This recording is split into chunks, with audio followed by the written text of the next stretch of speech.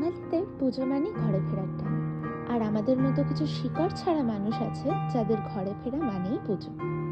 তাই এইবারও চলে এলাম বৈদ্যপুর মিরহাট, আমার গ্রামের বাড়িতে।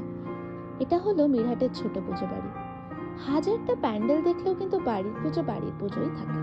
ছোটবেলা থেকেই 200 বছরের পুরনো এই পুজোটার হাজার নিয়ম দেখে এসেছি, পালনও করে এসেছি। তবে এবার ঠিক করেছিলাম যে শুধু পালন করলে হবে না, একটু সাজুগুজুও করব। ওই যে ঠাকুর বলেছেন না, রসে বসে থাকো বাবা। তাই আমরা সবাই পরে নিলাম আমাদের ঠাম্মাদের শাড়ি আর গয়না, কারণ বিদেশে যাই পরি না কেন, পুজোতে এলে শাড়ি পরা চাই। আমার বোন একটু পাড়ও সাজলো, কারণ ওর জীবনে দেবদাসের অভাব নেই। পুজো বাড়িতে বেশ কিছুটা খ্যাপামো পড়ার পর বাইরে এসে আবার দেখি রামধনু হয়েছে। তাই আমি বললাম আর কিছু ফটো তুলে নি। সেটা শুনে আমার বন্ধু আবার বললো এবার আমাকে ঠ্যাঙাবে। তাই এবারের মতো টাটা, শুভ নবমী।